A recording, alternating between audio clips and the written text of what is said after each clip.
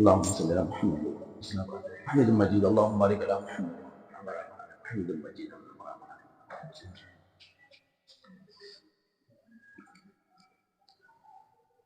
بسم الله الرحمن الرحيم. الحمد لله نحمده ونستعينه ونستغفره ونؤمن به ونتوكل عليه ونعوذ بالله من شرور أنفسنا ومن سيئات أعمالنا. من يهده الله فلا مضل له ومن يضلل فلا هادي له. ونشهد أن لا إله إلا الله وحده لا شريك له. ونشهد أن سيدنا وسندنا وحبيبنا وشفيعنا ومولانا محمدا عبده ورسوله. أما بعد فأعوذ بالله من الشيطان الرجيم. بسم الله الرحمن الرحيم. يا أيها الذين آمنوا كتب عليكم الصيام كما كتب على الذين من قبلكم لعلكم تتقون. صدق الله مولانا العلي العظيم وصدق رسوله النبي الكريم ونحن على ذلك لمن الشاهدين والشاكرين والحمد لله رب العالمين. درود شریف کا ہدیہ پیش کریں.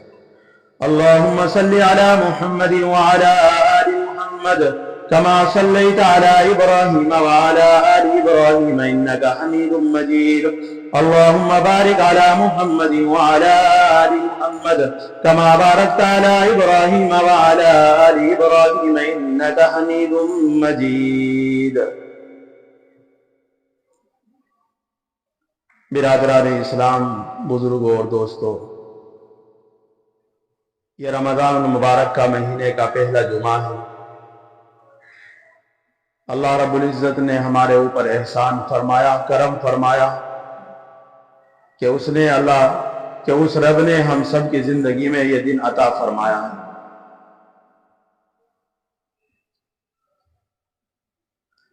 بزرگوں اور دوستوں،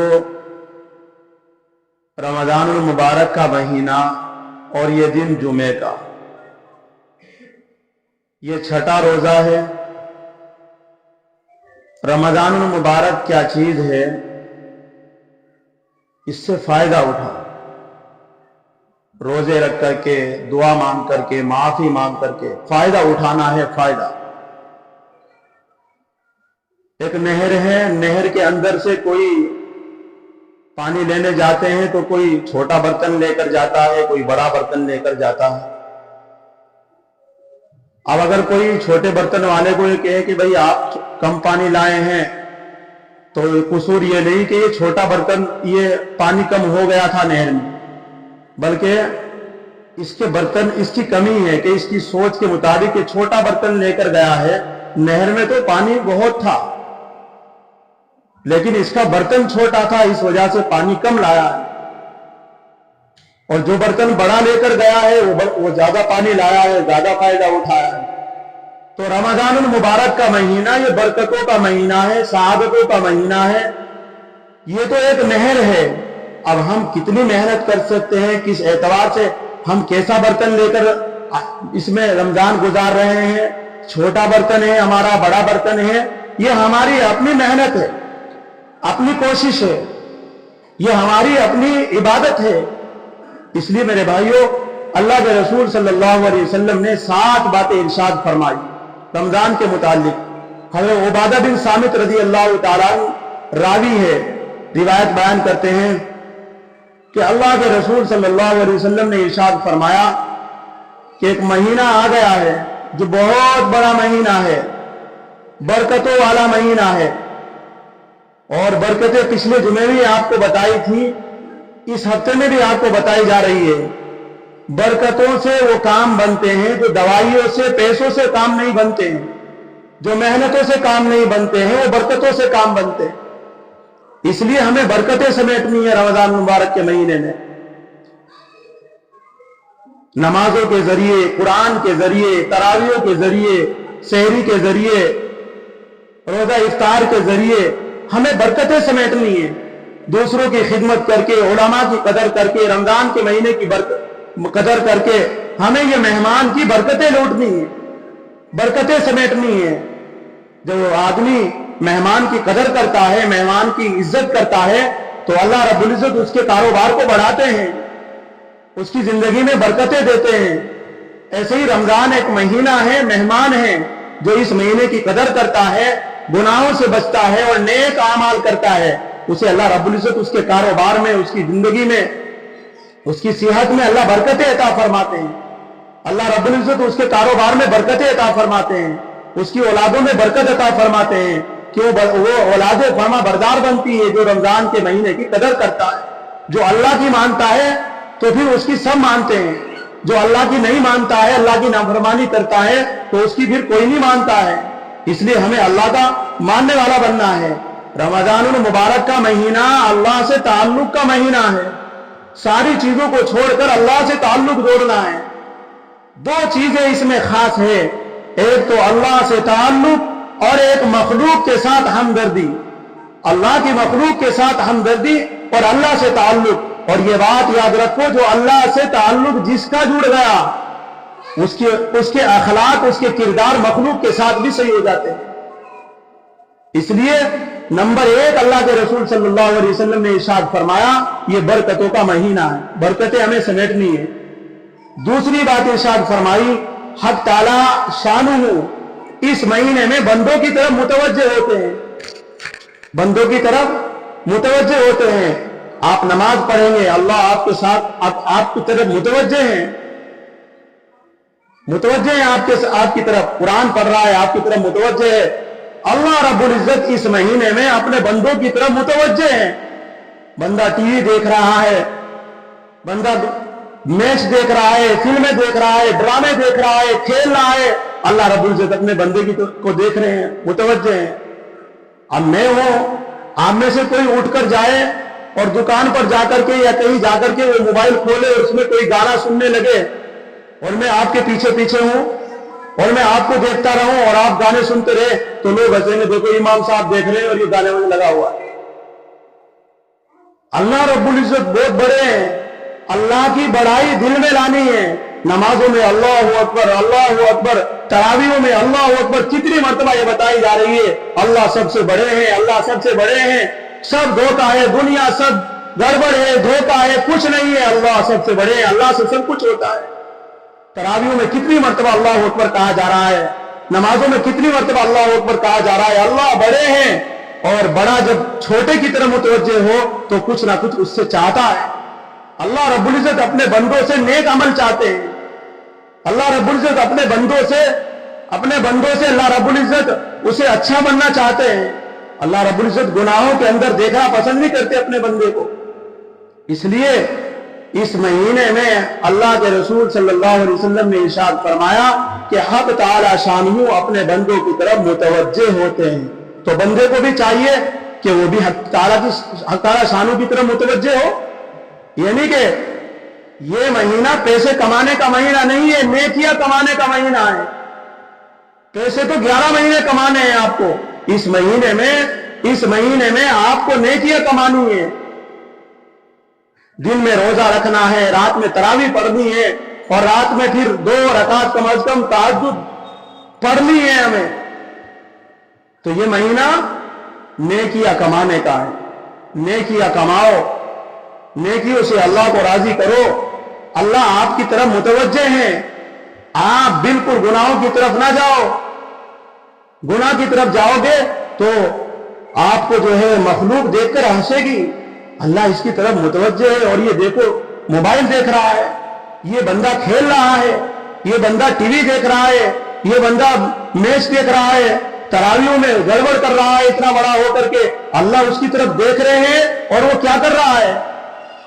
نہیں میرے بھائی، اللہ رب العزت ہمیں دیکھ رہے ہیں، اس مہینے میں خاص دیکھ رہے ہیں۔ اور تیسری بات ارشاد فرمائی کہ اللہ رب العزت اس مہینے میں اپنے بندوں کے اوپر اپنی خاص رحمتیں نازل فرماتے ہیں۔ جو 11 مہینے تک رحمتیں اترتی ہیں، وہ رحمتیں نہیں، جو خاص رحمتیں ہوتی ہیں، جو بندوں کے گناہوں کو معاف کرنے والی ہوتی ہے، بندوں کی آوازاری کو سننے والی ہوتی ہے، اللہ رب العزت اس مہینے میں اپنی خاص رحمتیں نازل فرماتے ہیں۔ ان خاص رحمتوں سے ہی آپ کے دنیا کے اور آخرت کے بیڑے پار ہوں گے۔ اگر یہ خاص رحمتیں ہمارے ساتھ نہ ہوئی تو میرے بھائیوں دنیا بھی پھر بیکار ہے اور آخرت بھی بیکار ہے۔ یوں تو اللہ رب العزت کی رحمتیں سب کے اوپر ہے، کافروں کے اوپر بھی ہے، مشرکوں کے اوپر بھی ہے، گناہگار کے اوپر بھی ہے، فرمانبردار کے اوپر بھی ہے، لیکن رمضان المبارک میں جو رحمتیں ہیں اللہ کی، وہ اللہ کے خاص بندوں کی طرف ہے، وہ کافروں کی طرف نہیں ہے، وہ مشرکوں کی طرف نہیں، یہود و نصارہ کی طرف نہیں، اپنے مسلمان بندوں کی طرف جو روزے رکھتے ہیں، نماز پڑھتے ہیں، تراویح پڑھتے ہیں، تہجد پڑھتے ہیں، قرآن کی تلاوت کرتے ہیں، ان کی طرف اللہ کی خاص رحمتیں۔ تو یہ خاص رحمتیں کا مہینہ ہے۔ چوتھی بات ارشاد فرمائی اللہ رب العزت اس مہینے میں، اللہ کے رسول صلی اللہ علیہ وسلم نے ارشاد فرمایا اللہ بندوں کی خطاؤں کو معاف فرماتے ہیں، بندوں کی خطاؤں کو معاف فرماتے ہیں۔ حدیث شریف میں آیا من صاما رمضان اور من قاما رمضان، جس نے دن کا روزہ رکھا رمضان میں اور رات کی تراویح پڑھی، حدیث شریف میں آیا اللہ اس کے گناہوں کو معاف فرما دیتے ہیں، اس کی مغفرت فرما دیتے ہیں۔ لیکن بندہ روزہ رکھے تو، بندہ تراویح پڑھے تو تبھی تو اس کی مغفرت ہوگی۔ تو یہ اللہ رب العزت اس مہینے کے اندر اپنے بندوں کی خطاؤں کو معاف فرماتے ہیں۔ تو بندے کو بھی چاہیے کہ اللہ سے معافی مانگے۔ شب قدر کی اتنی بڑی رات جو 1000 مہینوں سے بہتر ہے، افضل ہے، اس مہینے میں اللہ کے رسول صلی اللہ علیہ وسلم نے کون سی دعا بتائی؟ اللہم انکا عفو کریم تحب العفو فاعف عنا یا کریم، اے اللہ تو مجھے معاف کر دے، تو معاف کرنے کو پسند کرتا ہے، تو معاف کرنے والوں سے محبت رکھتا ہے۔ یہ نہیں شب قدر میں نے اتنے روزے رکھے ہیں، میں نے اتنے قرآن پڑھے ہیں، یہ مہینہ یہ چیز بتانے کا نہیں ہے، یہ مہینہ نیک عمل کر کے اللہ سے معافی مانگنے کا ہے۔ اللہ سے معافی مانگو، خطا کار ہیں ہم، گناہ گار ہیں ہم نے زندگی بھر اللہ کی نافرمانیاں کی ہے، ہم سب خطا کار ہیں، رب بخشنے والا ہے، لیکن ہمیں معافی مانگنی پڑے۔ شب قدر کی راتوں میں مانگو، سحری میں مانگو، افطاری میں مانگو، اللہ سے معافی مانگو۔ تو اللہ کے رسول صلی اللہ علیہ وسلم نے ارشاد فرمایا، 5ویں بات یہ ارشاد فرمائی کہ بندوں کی دعاؤں، یہ چوتھی بات یہ اللہ بندوں کی خطاؤں کو معاف فرماتے ہیں، اور 5ویں بات کیا ارشاد فرمائی؟ اللہ رب العزت اس مہینے میں اپنے بندوں کی دعاؤں کو قبول فرماتے ہیں۔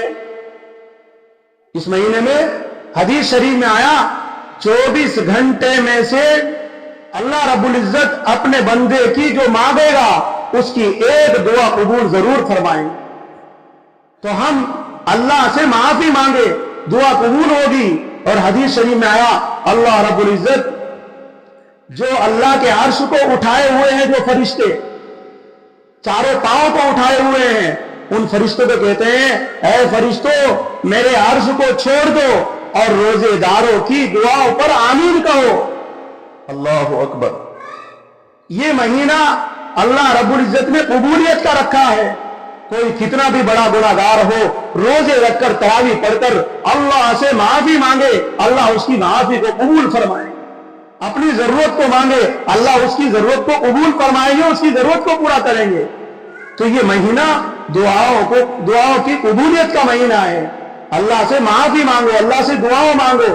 افطاری کے وقت جب آدمی پورے دن کا تھکا ہوا، روزے میں چور چور ہوا، ہونٹ سوکھ رہے ہیں، زبان لڑکھڑا رہی ہے اور پیٹ کمر سے لگا ہوا ہے، اور اللہ کے سامنے اپنے کانپتے ہوئے ہاتھوں سے جب اٹھا کر کے اللہ مجھے معاف کر دے، اے اللہ میری یہ ضرورت ہے، اللہ رب العزت اس کی دعا کو قبول فرماتے ہیں افطاری سے 2-4 منٹ پہلے۔